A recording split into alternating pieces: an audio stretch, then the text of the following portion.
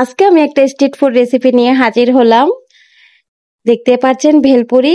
জি হ্যাঁ, আজকে আমি ভেলপুরি রেসিপি নিয়ে হাজির হয়েছি। তো আশা করি আমার ভেলপুরি রেসিপিটা আপনাদের কাছে ভালো লাগবে।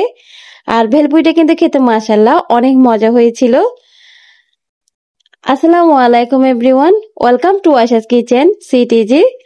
আমার ভেলপুরি বানানোর জন্য এখানে লাগবে 1.5 কাপ পরিমাণ ময়দা, আর লাগবে 1/2 কাপ পরিমাণ সুজি।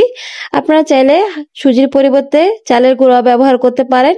পরিমাণ মতো লবণ, আর দেব এখানে 2 টেবিল চামচ পরিমাণ সয়াবিন তেল। আর তেলটা এমন ভাবে দিতে হবে যাতে মিশ্রণটা হাত দিয়ে মুট করা যায় এরকম। দেখতে পাচ্ছেন।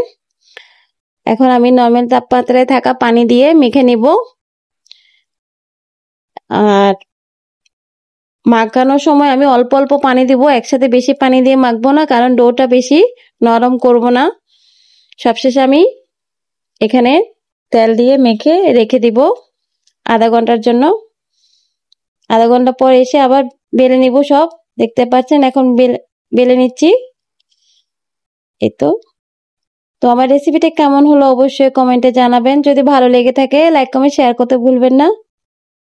এই তো যারা আমার ইউটিউব চ্যানেলটিকে সাবস্ক্রাইব করেছেন তাদেরকে অসংখ্য অসংখ্য ধন্যবাদ। যারা এখনো করেননি প্লিজ আমার ইউটিউব চ্যানেলটিকে সাবস্ক্রাইব করে পাশে থাকবেন, বেল আইকন ক্লিক করে নোটিফিকেশন অন করে রাখবেন।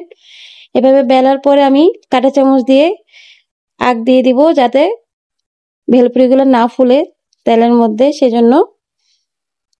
এই তো এখন আমি কাঁটা দিয়ে কেটে নিচ্ছি। দেখতে পাচ্ছেন এভাবে করে সব আমি বেলে নিব। এটা পুরো তো ঠিক এরকম হবে, মোটাও না পাতলাও না। এটা এখন একদম গরম তেলে, ডুবো তেলে দিয়ে দিব। দেওয়ার পর আমি চুলার আঁচটা মিডিয়াম করে দিব যাতে পুড়ে না যায়, কারণ এটা সময় নিয়ে ভাজতে হবে, না হলে ক্রিস্পি থাকবে না। আমার এটা ভাজতে সময় লেগেছিল 8 থেকে 10 মিনিট। দেখতে পাচ্ছেন। আর এটা খেতে কিন্তু মাশাআল্লাহ অনেক মজা। আপনারা একবার অবশ্যই ট্রাই করে আমাকে জানাবেন কেমন হলো। এই তো এখন আমি এখানে কিছু তেঁতুল গুলে নিয়েছি। এখানে আমি দিব বিট লবণ, চিনি পরিমাণ মতো দিব।